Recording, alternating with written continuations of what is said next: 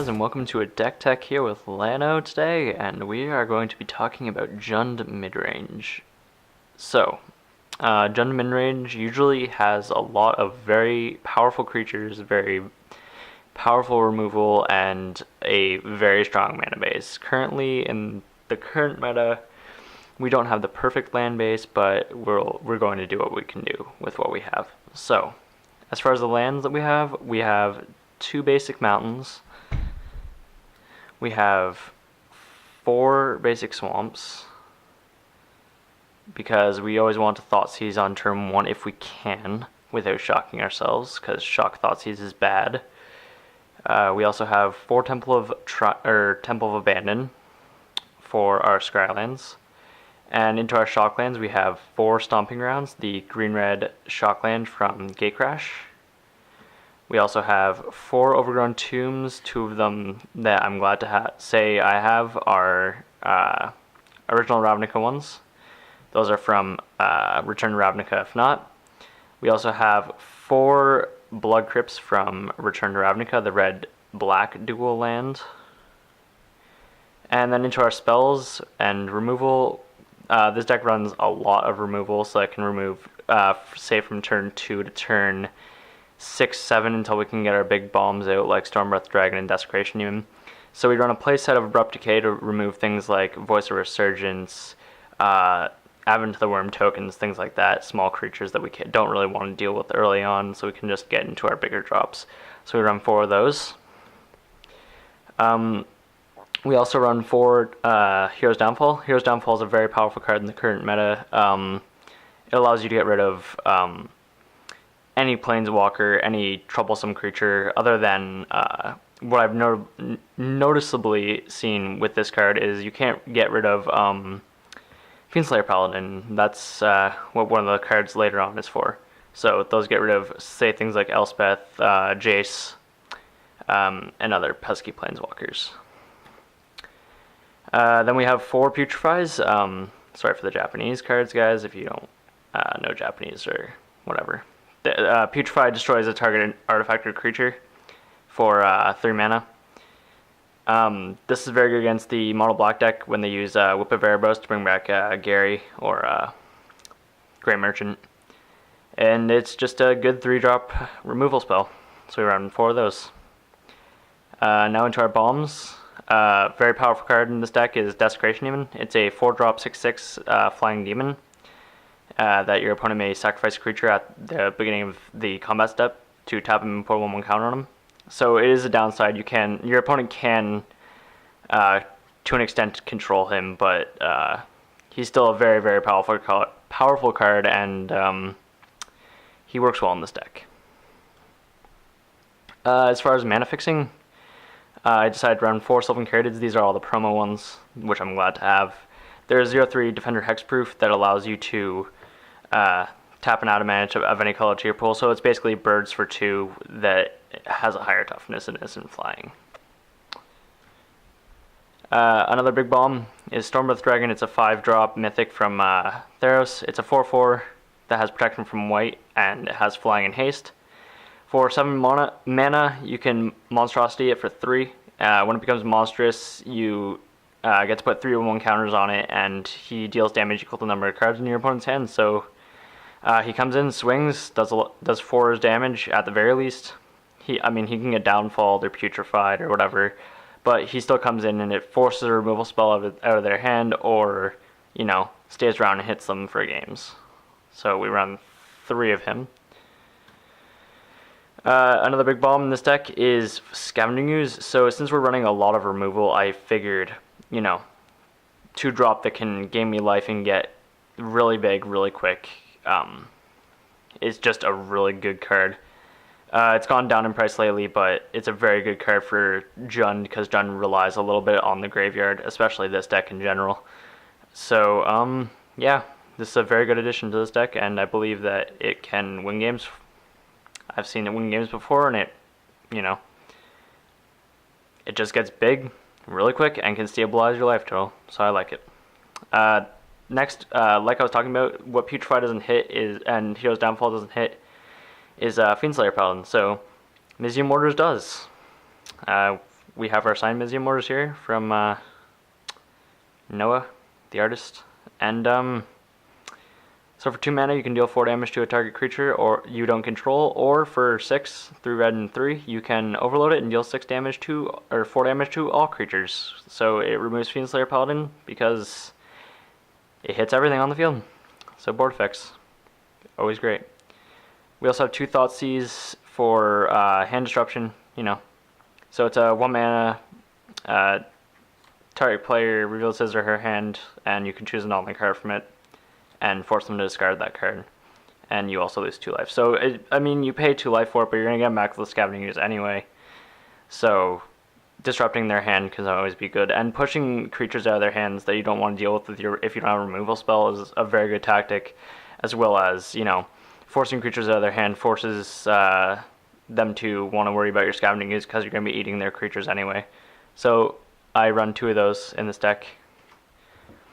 I also run 2 Rakdos' Return, so it's a 1 black, 1 red, and X, and it deals X damage to target player, and force them to discard X cards.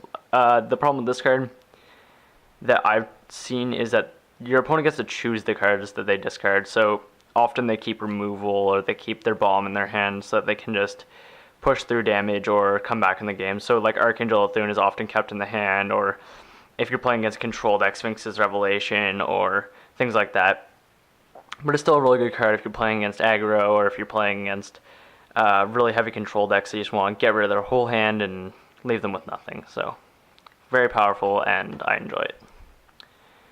As far as Planeswalkers go, we run 3 Xenagos the Reveler. He's a 4 mana cost Planeswalker, 1 green, 1 red, and 2. In this deck, he's basically to create tokens, so his 0 put 2/2 Satyr onto the field with haste. So, 4 mana, 0 him, create a token, whether you need a blocker.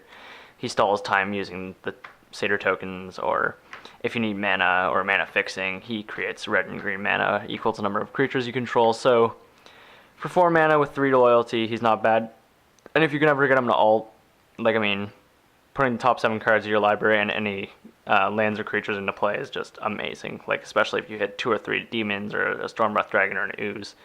It's very, very good. Or even just getting land ramp to, like, Monstrous the Dragon, for example.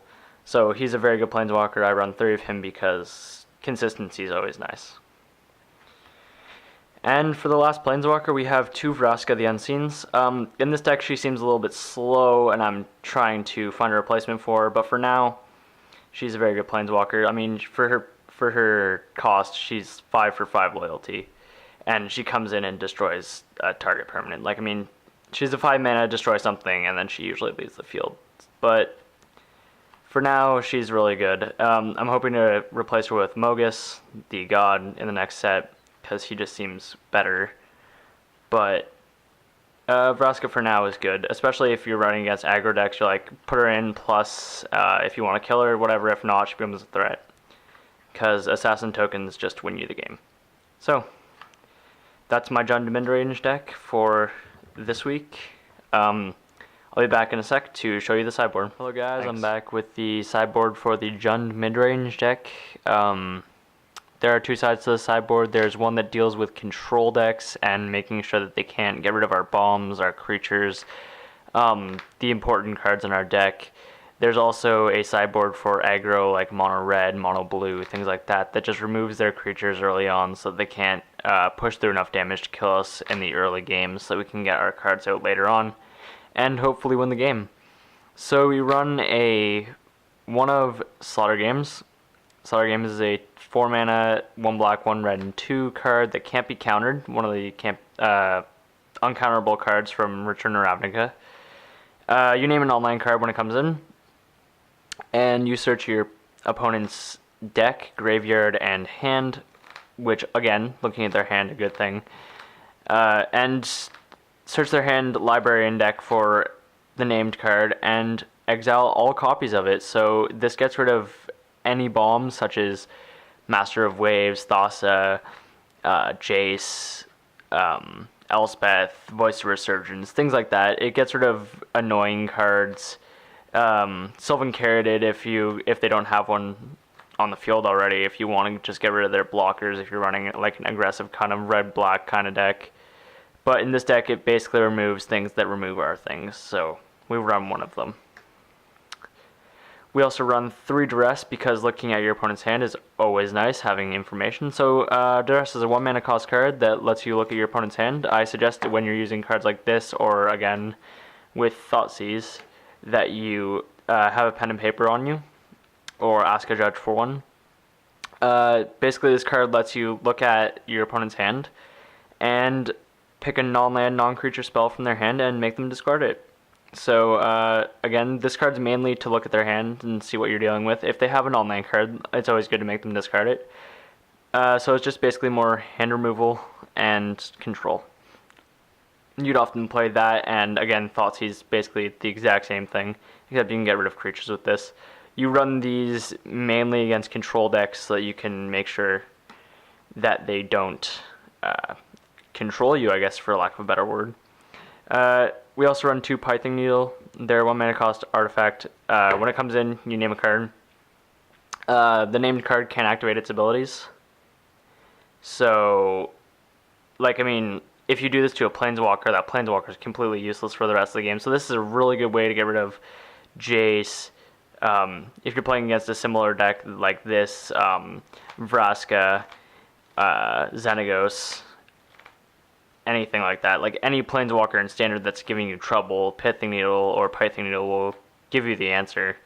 And you can play turn 1 if you don't want to shock yourself, or if you're playing a monocolor deck, you can just be like, boom, turn 1, Pithing Needle. Name the card that's annoying you in the game too.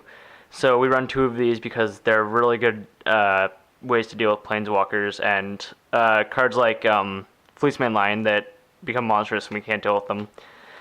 You can name Fleeceman Lion and they can't use its monstrous ability anymore. So yeah, 2 of those. Against the more aggressive decks, like that's the sideboard basically for control. For the sideboard for aggro, we run 2 Lifebane Zombies. Lifebane Zombie is a 3 mana cost, 2 black, 1, 3/1 that has Intimidate. And when it enters, you can look at your opponent's hand, again, letting you know what your opponent has and know what you're dealing with. When it enters, you can choose a green or white creature card from their hand and exile it. So this is very good against decks that are running, again, Fleeceman Lion, Voice of Resurgence, Armada Worm, things like that. Gets rid of some of their bombs, gets some of their early stuff, and gets in for 3 each turn if they're not running black. So it's a good sideboard card for aggro decks and sometimes mid-range decks. More against aggro decks, we have Anger of the Gods. It's a 3 mana cost, 2 red and 1 sorcery, so only downside is sorcery. But it comes in and does 3 damage to each creature. Unfortunately, that kills your Carrotids, but sometimes it's worth it. So it does 3 damage to each of them and exiles each card that would be killed or destroyed this way. So good way to get rid of Voice of Resurgence. Very good actually, because it exiles and they don't get the token. Those tokens are often very difficult to deal with unless you have an Abrupt Decay in your hand. So these are very good ways of getting rid of that. So we run 2 of those. As far as quick removal, if you're playing against, say, mono red aggro, we have 2 Doomblades. Self-explanatory, really. Just gets rid of small creatures like very quickly. Turn 2 is a very good turn to be getting rid of aggro deck creatures when they go Burning Tree, Firefist Striker, swing for 3 or 4 with a Foundry Street Denizen. You can just Doomblade that creature and deal with it really quickly. So we run 2 of those. And against decks that use indestructible creatures or gods or things like that, we run 2 Devour Flesh. So it's 2 mana cost instant that forces an opponent to sacrifice a creature.